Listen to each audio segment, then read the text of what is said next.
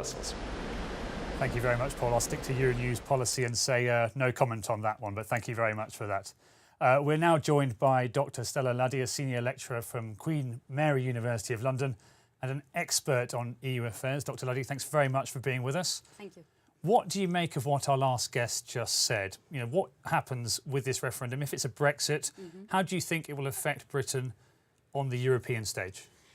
If it is a Brexit, things are much more difficult because it means that decisions will be made at the EU level without Britain being part of them, but at the same time Britain will have to follow them if Britain wants to be part of the open market and the common market, which I'm sure this is what Britain will want. If it is a Remain vote, I think it's much simpler because the European leaders will just be delighted.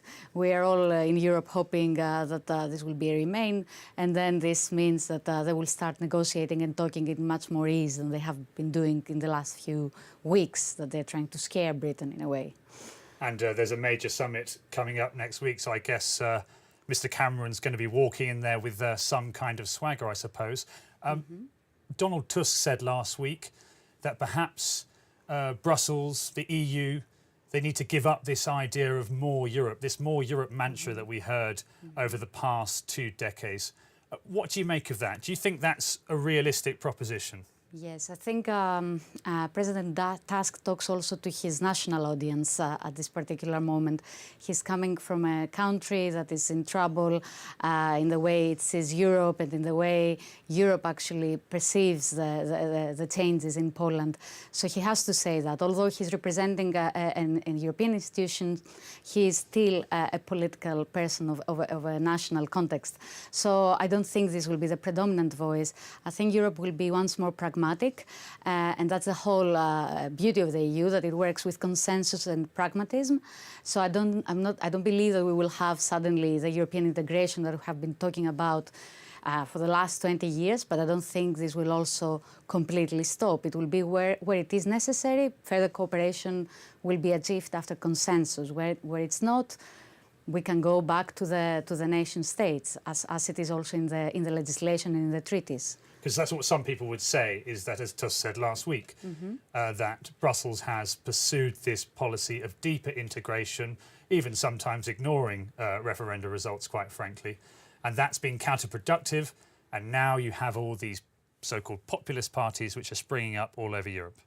Yes, I think the populist parties across Europe we cannot just blame the EU for these populist parties. This is a trend of a way of life, of what people are expecting. They're expecting much more than their governments and the EU can actually deliver to them. They have consumerism behaviors that are above the means of the country's economies. So even if we were going back to our nations, I don't think these demands would be easy to meet. It's easy to have the EU as the enemy rather than the national government.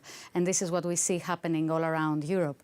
Of course, the EU has to take this into account in the way it reacts. And just one final question, if I may. We're short on time, but I'm very interested to know, you've lived in the UK for the past 7 years, I believe. As an EU migrant, how have you felt when you've heard this debate about EU migration? What have been your thoughts and feelings when you're hearing this rhetoric? Yes, I'm smiling because I consider myself to be an EU citizen and not an EU migrant. I've been living in Britain and in other European countries all my life, Spain, Greece, Belgium, working in all of these places, sometimes being in 2 countries at the same time. And I think this is what we want from Europe. So it's not a matter of migration, it's a matter of the freedom to move and to work in different places, and this is normally good for all economies.